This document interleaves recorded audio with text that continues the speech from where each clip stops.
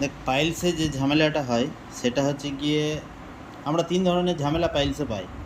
এক, মেনলি পাইলসে আমরা কোনো রকম অসুবিধার মধ্যে পড়ি না।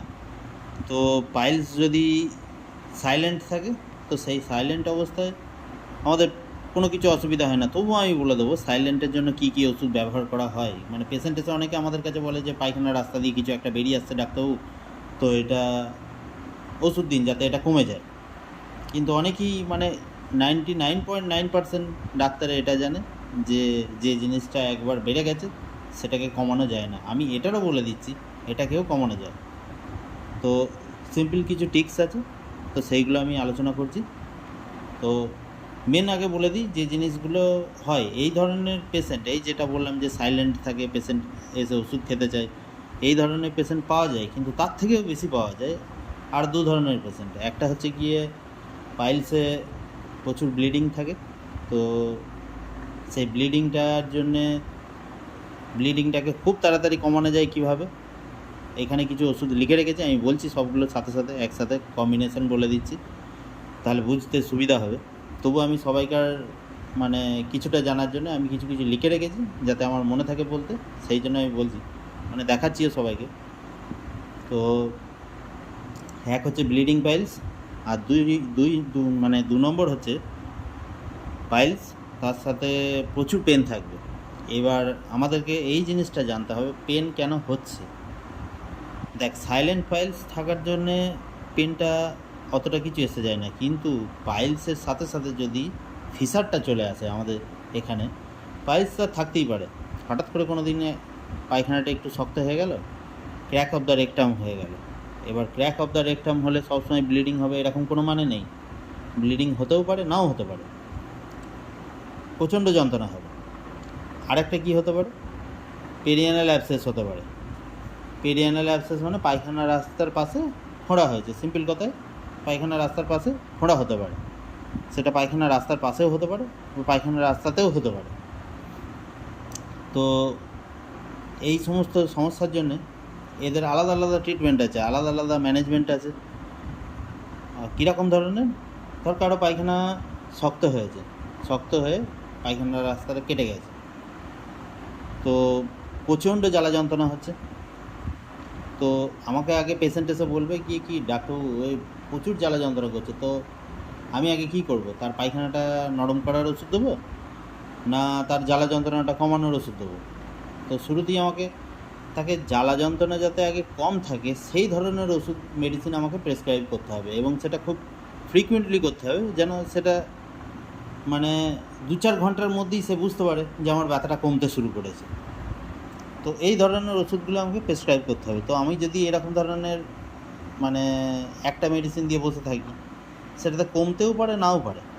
কিন্তু আমি যদি একই সাথে, আমার হাতে 4টে তীর আছে, আমি 4টে তীর যদি একসাথে চালাই, লক্ষ্যভেদ অবশ্যই হবে। হ্যাঁ, চালানোটা জানতে হবে, চালাবো কীভাবে।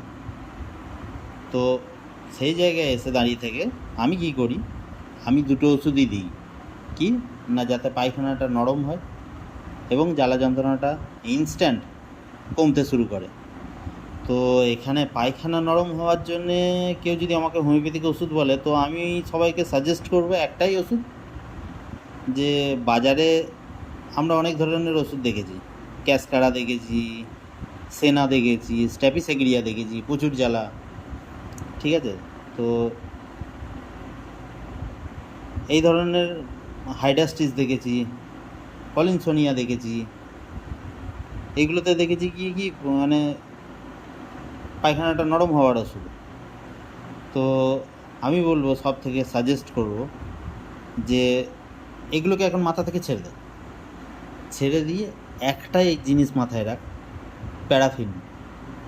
প্যারাফিন বলে একটা ওষুধ আছে, যেটা মানে অ্যালোপ্যাথিক ওষুধের দোকানে পাওয়া যায়। তো প্যারাফিন আমাদেরও ওষুধ আছে, তো আমাদের ওই ক্রুড ফর্মে কোথাও পাওয়া যায় না। আমি খোঁজ করে দেখেছি হোমিওপ্যাথিতে কেউ রাখে না ক্রুড ফর্মে। তো ক্রুড ফর্মটা একমাত্র অ্যালোপ্যাথি ওষুধের দোকানেই পাওয়া যায়। প্যারাফিন সাদা রঙের দেখতে, অনেকটা একদম হুবহু গ্লিসারিনের মতো, কিন্তু গ্লিসারিনে খেলে পরে মুখে মিষ্টি লাগে এবং জলে গলে যায়, কিন্তু প্যারাফিন কিন্তু জলে গলে না, মিষ্টিও লাগে না।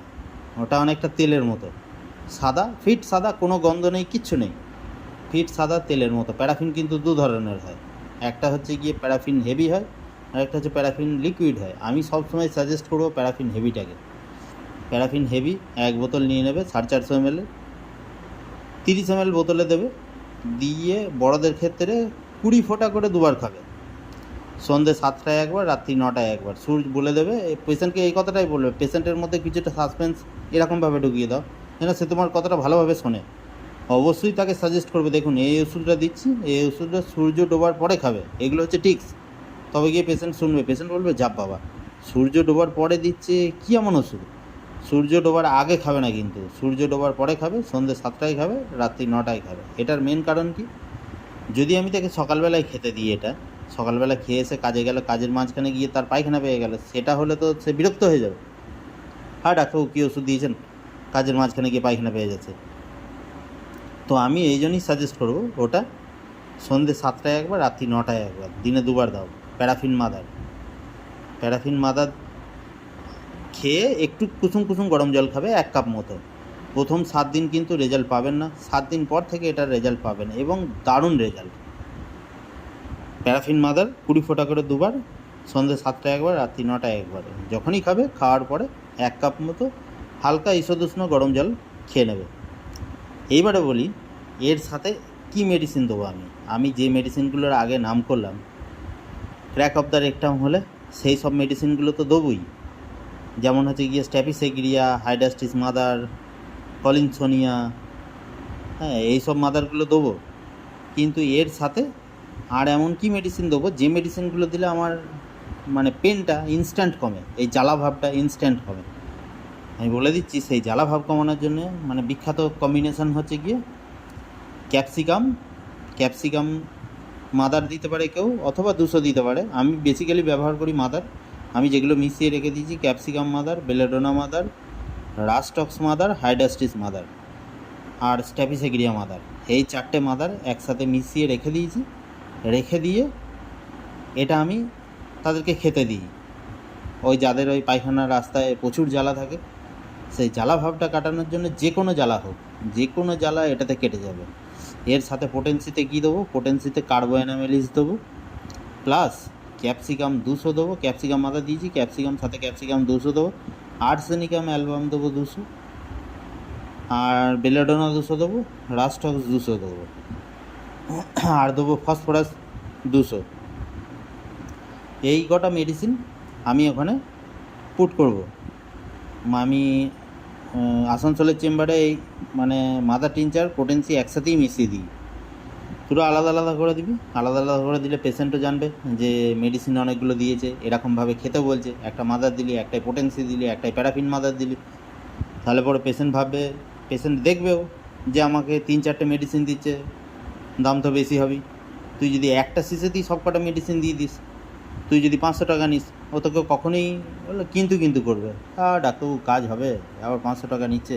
কিন্তু তুই যদি 3টে এরকম শিশেতে দিস, দিয়ে 500 টাকা চাস, আরামসে আসবে।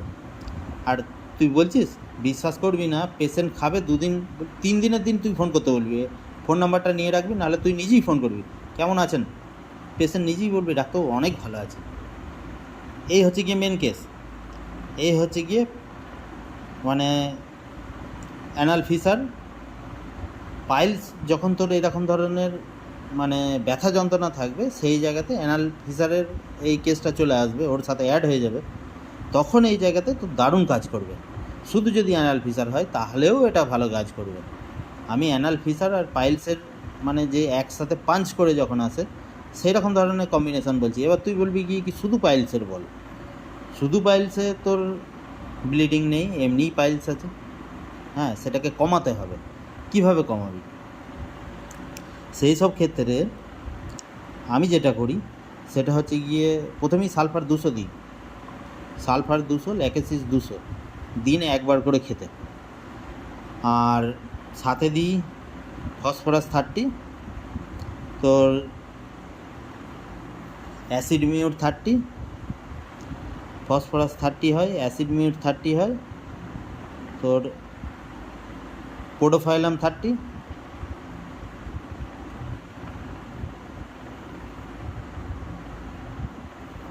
আর বারবারিস ভালগারিস 1M, এগুলো হচ্ছে কি খেতে দিই।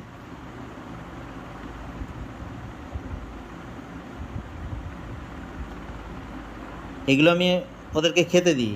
আর মাদার টিনচার লাগাতে দিই হচ্ছে গিয়ে verbascum mother plus glycerine plus acid fluor mother একসাথে মিক্স করবি, মিক্স করে জায়গাটায় লাগাতে দিবি। আমি এর সাথে আরও কিছু মেশাই, যেমন থুজা মাদার মেশাই, কস্টিকাম মাদার মেশাই, স্যাভাইনা মাদার মেশাই। এর সাথে এই ভারবাসকাম মাদার, গ্লিসারিন মাদার, মানে গ্লিসারিন মানে বাজারে যে গ্লিসারিনটা কিনতে পাওয়া যায় সেই গ্লিসারিন, যেটা পা ফাটায় লাগায় সেই গ্লিসারিন, আর ওই অ্যাসিড ফ্লোর মাদার, এগুলোর সাথে অ্যাড করি থুজা, কস্টিকাম আর তোর স্যাভাইনা মাদার, এগুলো অ্যাড করে দিয়ে পাঞ্চ করে লাগাতে দিই। এতে করে না ওই ফুলো ভাবটা অনেক কমে যায়। কারো কারো আবার কেটেও পড়ে যায় জানিস, আমি দেখেছি ওরা এসে বলেছে ডাক্তারবাবু কেটে একদম পড়ে গেছে, দারুণ, মানে অসাধারণ কেস। তো এই জিনিসগুলো ফোলা কমাতে সাহায্য করবে। এইবারে মাদার টিনচার খেতে কী দেবো, এটা হলো লাগানোর কেস। আর আগেরগুলো বললাম পোটেন্সির কেস। এবার মাদার টিনচার খেতে কী দেবো, দেখ আমি যেটুকু জানি যে পাইলসের মেন কজ হচ্ছে গিয়ে পোর্টাল ভেন হাইপারটেনশন। তো পোর্টাল ভেন হাইপারটেনশনের জন্য এমন কিছু কিছু মেডিসিন আছে যে মেডিসিনগুলো খাওয়ালে পোর্টাল ভেন হাইপারটেনশন দ্রুত কমে। প্রথমেই আমি বলবো যে যখন পেশেন্টটা তোর কাছে আসবে প্রথম দিন, তখন প্রথম দিন এই মেডিসিনটা দিবি না। তো প্রথম দিন এই মেডিসিনটা না দিয়ে পরের বার থেকে এই মেডিসিনটা চালু করবি। যেমন প্রথমবার কি মেডিসিন দেবো আমি, প্রথমবার দেবো berberis vulgaris mother, chelidonium mother, তোর র্যাটেনহিয়া মাদার, কলিনসোনিয়া মাদার, অ্যাসকুলাসিভ মাদার, এই 5টা মাদার একসাথে অ্যাড করে দেবো। দ্বিতীয় দিন যখন আসবে এর সাথে আমি অ্যাপোসাইনাম মাদার অ্যাড করে দেবো। তুই বলবি অ্যাপোসাইনাম মাদার অ্যাড কেন, আমি এপিসমেল দিচ্ছি না কেন? এপিসমেল মানে মেন জিনিস হচ্ছে ফোলাটা আমাকে কমাতে হবে, ঠিক আছে? কিন্তু এপিসমেলের একটা মানে সাইড এফেক্ট হচ্ছে, এপিসমেল যদি দিই ও ওই জায়গাটাকে ফাটিয়েও দিতে পারে, ফোঁড়ার আকার ধারণ করে ফাটিয়েও দিতে পারে। সুতরাং এপিসমেল একদমই নয়, ওর জায়গায় অ্যাপোসাইনাম দেবো। বারবারিস ভালগারিস অ্যাপোসাইনাম যদি আমি দিই তাহলে এপিসমেলের থেকেও ভালো কাজ করে। আবার ওদিকে তোর অ্যাসকুলাসিভ মাদার আছে, তো মানে দারুণ কাজ করবে। সুতরাং এই জায়গাতে বুঝতে হবে আমাকে এপিসমেল দেওয়ার জায়গা আছে, এপিসমেল অন্য জায়গায় দেবো। এপিসমেল বলবো পরে, এপিসমেলও আসবে পরে, এপিসমেলেরও কেস আছে বলছি পরে। এই গেল হচ্ছে কি পাইলসের কেস।